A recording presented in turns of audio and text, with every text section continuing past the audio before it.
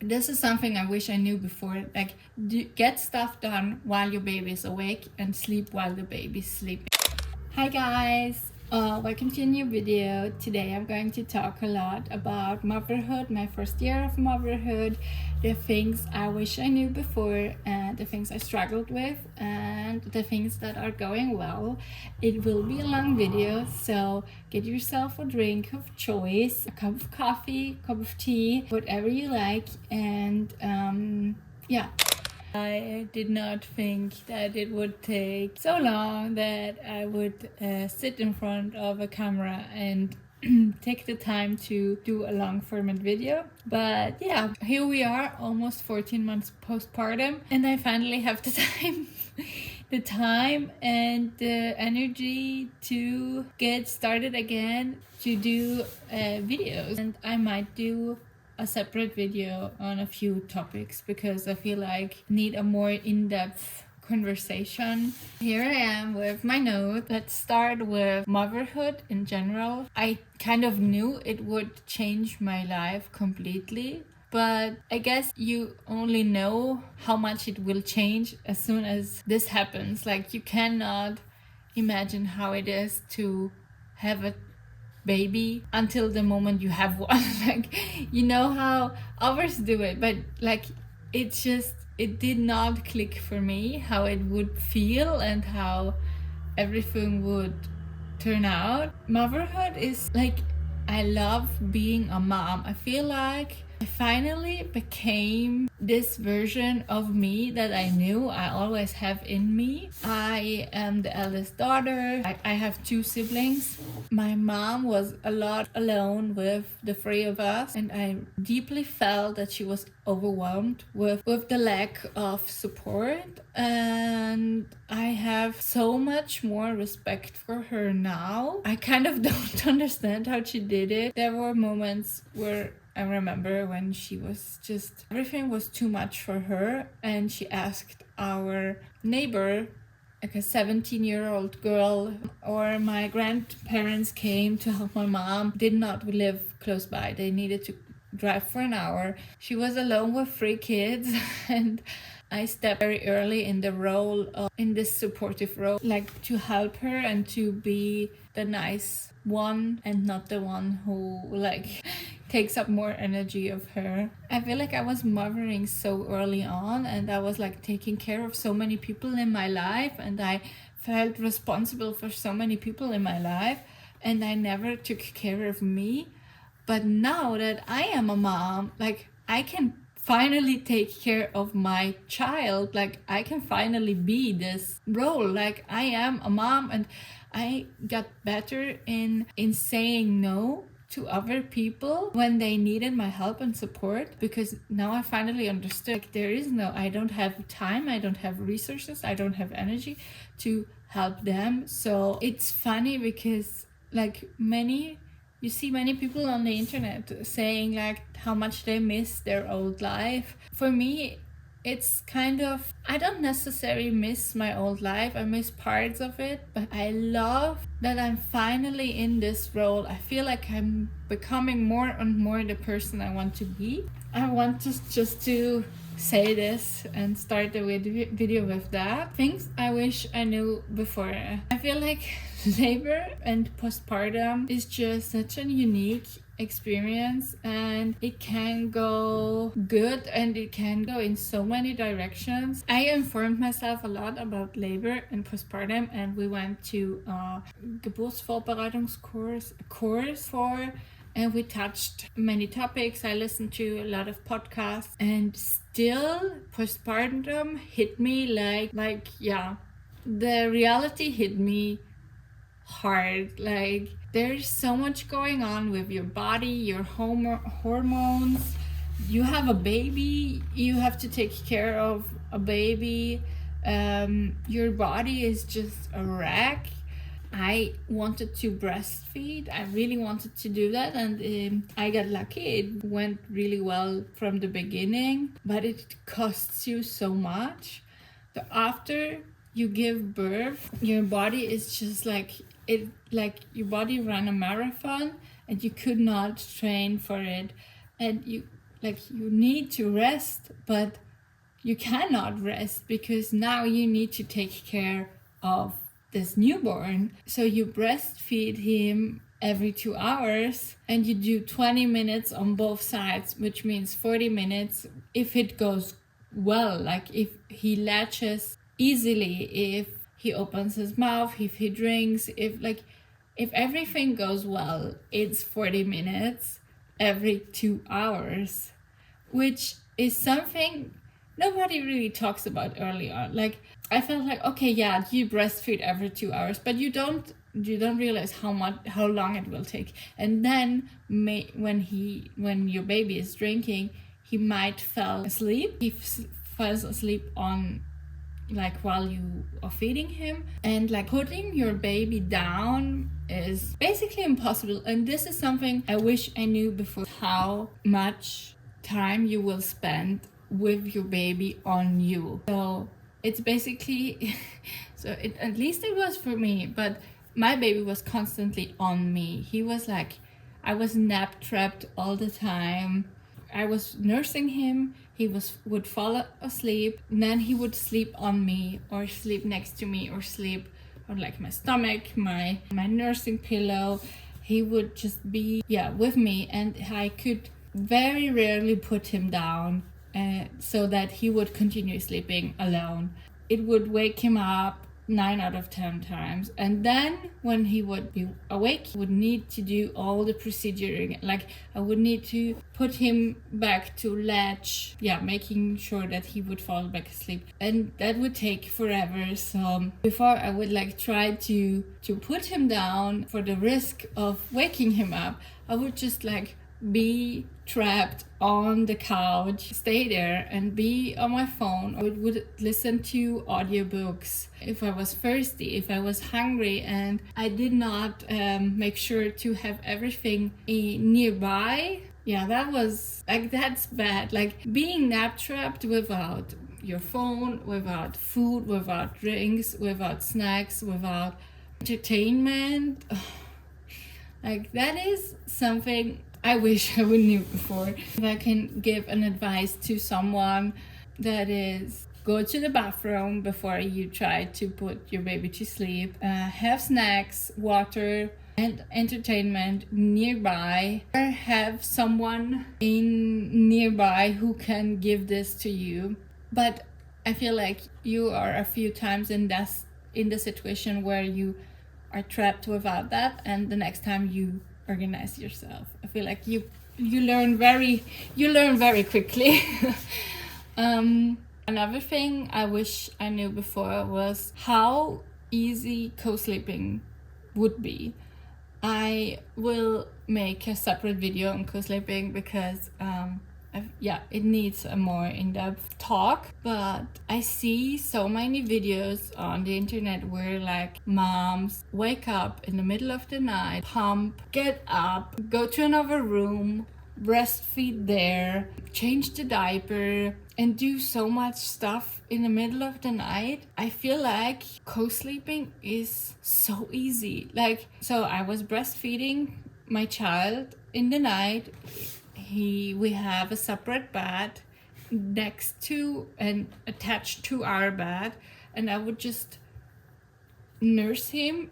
Like I would lay down, nurse him while I was laying down, and he would fall back asleep and I would fall back asleep, and 2 hours later he would wake me up and I would do all the same. Like I was still having not the best sleep, but don't understand how other mothers are doing what they are doing if they get up in the night. Like if you're really fully awake in the middle of the night, I feel like that is the harder way. Co-sleeping and breastfeeding is the more natural way, and I am very aware that that is not something that's working for everyone, or if you choose to not breastfeed, or if it's not something that works for you, then you have to get up and prepare a bottle. But sometimes I feel like it's phrased in a way like, oh, not every mother can breastfeed, and that's true, but I feel like also a lot of women are choosing not to breastfeed. Therefore it's a harder way, in my opinion. Sleep is so important, and if you can make your life easier with a newborn, then I would always choose that way, or I would always try to choose the easy way for yourself. Also, the phrase sleep when the baby's sleeping is so true, and I feel like we need to add the phrase do stuff when the baby is awake. In the newborn phase, your baby needs you a lot, but it will sleep a lot. Like the times where your baby will sleep like 2 or 3 hours, they will go away. Like they will be gone after like 2 or 3 months. And then there is like most babies have the form of sleep regression. Like you will dream of the moments when your baby would sleep 2 or 3 hours, because yeah, that will be instantly gone. So I tried to put my baby in the baby carrier or in a wrap and get things done while my baby was awake, or while my baby was kind of sleepy, or like he was like in a good mood. And as soon as my baby was tired, I would go and take a nap with my baby. It does not always work out. It does not always match with your needs, or like, but this is something I wish I knew before. Like, get stuff done while your baby is awake and sleep while the baby's sleeping. Sleep is so important. Also, if you don't get enough sleep and your baby is fuzzy, you have to function. Like, I feel like when your baby is fuzzy and you did not get enough sleep, you did not get enough food, you did not drink enough water that day, and your baby's like crying, you have to be so fit mentally to decide what's going to be next, to make a fuzzy baby to a happy baby. Another thing that I wish I knew before is the amount of decisions you have to take during one day. Like, you have to decide, am I going to get up now and try to put my baby down because maybe I have not eaten today, maybe I need to go to the bathroom. Do I go now, or do I go in 10 minutes? Or do I wait until my partner is coming? What do I eat? When do I eat? You have to make so many decisions during the day. Like, I was really surprised how many decisions you have to take. You have to take on during the day. That was really a big surprise for me. Another thing I wish I knew before was the lack of time you will have for yourself. I knew it will be like, I knew it, you will not have so much time anymore, but like how little time you actually have for yourself, like I could not imagine it to be so little, and I still struggle with that. I still struggle to get time back for myself. It really depends on if you're breastfeeding or if you give the bottle. If your baby is very dependent on you, like you are food, it's very hard for you to leave or like be not around when you are literally everything your baby is getting. You are his life source. You are your baby's life source, and it's very hard to just decide to, like, at the beginning I feel like I did not even wanted to like go with my friends or do something. Like, it goes down to like the very basic needs, like, can I take a shower now? Can I eat this now? Can I take a nap for like 20 minutes? Can I just call my mom back? Like, in the newborn phase, it comes down to like your basic needs, and after that I feel like after like 2 or 3 months, I feel like I gained mental clarity back. I gained a bit of confidence with my baby. We got used to each other. I kind of understood what's going on now. I kind of understood what his needs are. Like, I felt like when the newborn phase was over, it was kind of easier because I understood him better, but at the same time, he would not sleep that long anymore. Like at the beginning, when he's crying, he's hungry, he wants to drink. So that was easy. So, okay, he's crying, he needs food. But after a while, it's not the food what he wants. He wants more. He wants stimulation. He wants closeness. Maybe his diaper is to change. Like, as they are growing, their needs will grow, getting more complex, but you are getting better at it. Like, I feel like the babies are growing and you are growing with them, and you will get better in seeing their needs, but it will also change a lot. So you have to learn all over again. For example, okay, if I want to have a nap, I will need to take a nap with him. And then all of a sudden, your baby is no longer napping that long. So you're like, how am I supposed to go through the day? Because like my baby is demanding me so much and I don't know how. And then you will like find ways, or like you will find the confidence to move through every phase. As cheesy as it sounds, it's true. Like, time will pass very quickly, and your baby is born, they can only drink and sleep. Like, their abilities are very limited, and within 1 year they learn how to crawl, they learn how to stand up, they maybe do their first steps, they lift their head, they are getting so much active, they show their personality, they are saying mama, mom, papa, pap, and there's so much going on, and they go through so many phases. Their teeth are growing, and also teething is like, wow, that's something I wish I knew before, how hard it is when your baby is getting his first teeth. That is really challenging. Wow. Teething is next level. If you're breastfeeding and your baby, and there are 20 of them. So yeah.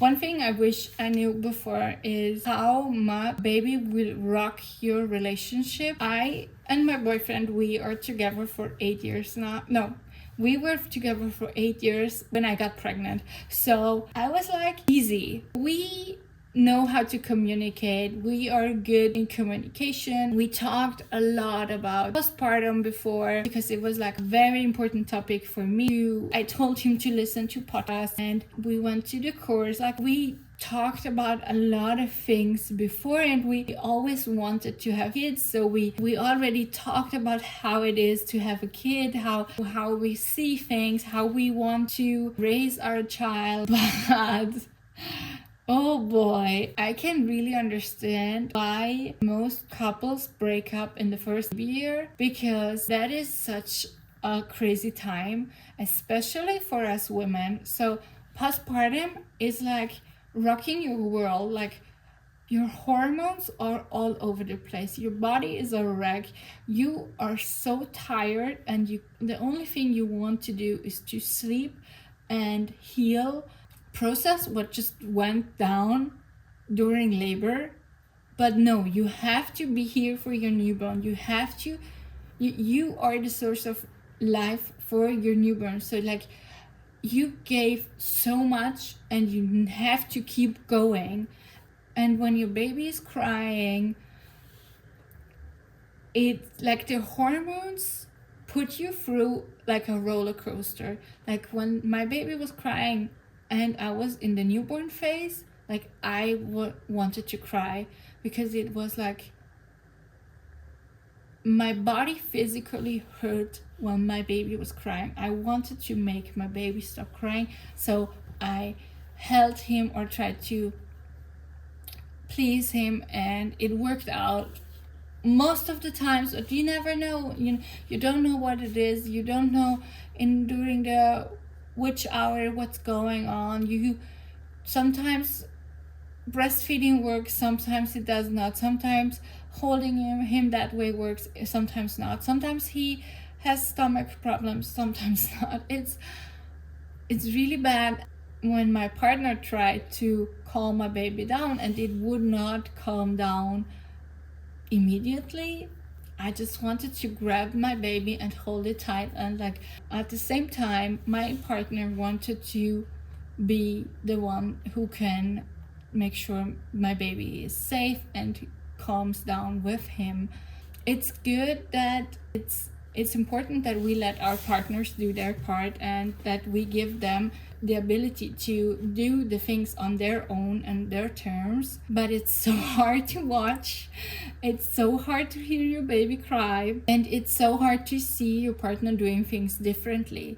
When you know, if I do it this way, it will go. I noticed if I give my partner the feeling that what he's doing is wrong and I need to do it, in the long term, I will ruin his wish to be involved and the confidence that he needs to build up. I needed the time to build up confidence. He needs the time to build up confidence. I need to give him the time to do so. It's good that mom and dad, or mom and mom, dad and dad are different, like, because we don't need a copy and paste version of a caregiver. We need two versions of a loving caregiver. We might do things different than our partner, but as long as it matches the same values, as long as it matches same way you want to raise your kid, it's okay. And it takes so much strength and love and patience, also patience for yourself. Another thing I wish I knew before is how much friendships are changing, and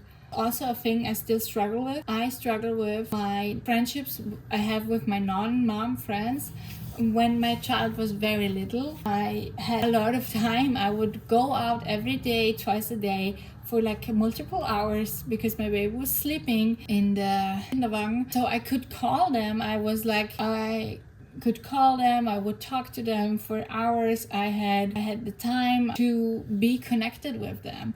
But the older he got, the times he would sleep got shorter, and I would have less time to call my friends or less time to like try to connect with them. And I also noticed that it's really hard to connect with non-mom friends on the level of motherhood because they never experienced it, so they don't know what it really means to go through this phase, to be this sleep deprived, to not eat for like hours and being nap trapped, and like hear your baby crying on your hormones. Like, so hard for them to connect with you on the level because they never been there, and it's okay. But I felt like, and also sometimes my friends gave me advice. When a friend who does not have a child give you an advice, you're like,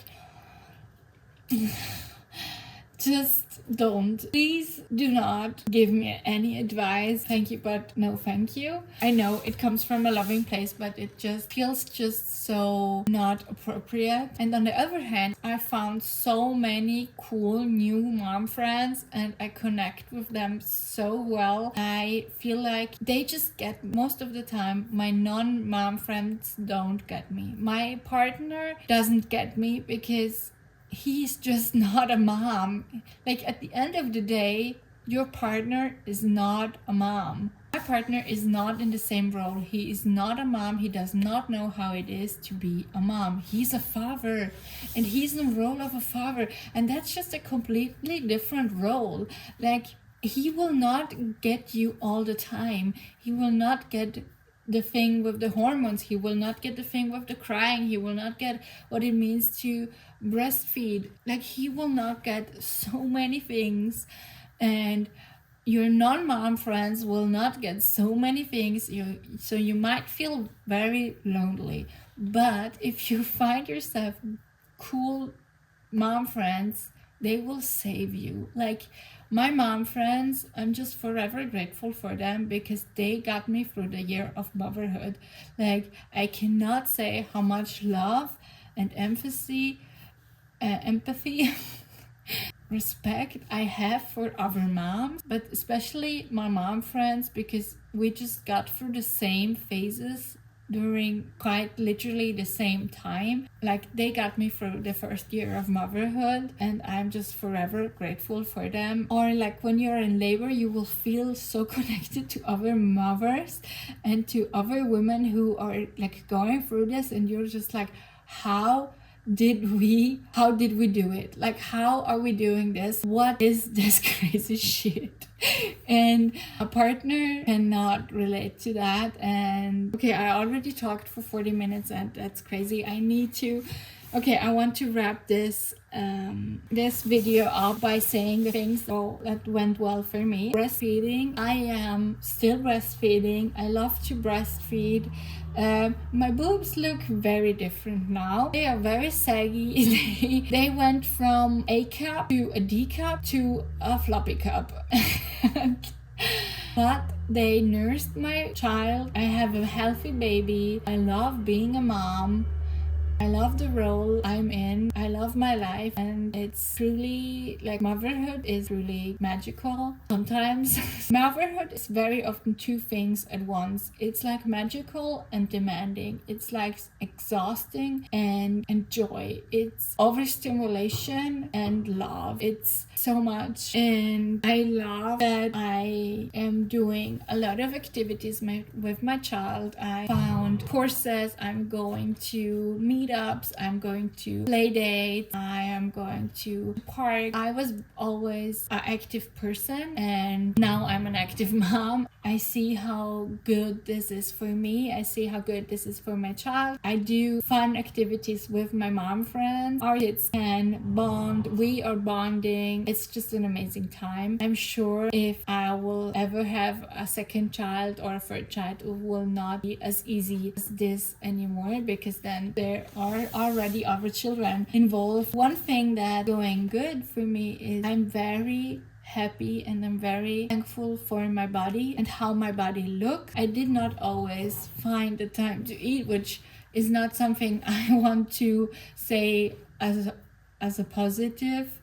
I want to take better care of my body. I want to eat more nutritional. I eat more nutritional food. I just want to keep enjoying motherhood. Yeah, that's what I'm here for. Thank you for watching. Please let me know what are the things you wish before. What are the things you are struggling with, and what are the things that are going well for you? I would love to know. I would love to hear your point of view, and I hope I see you next time. Bye.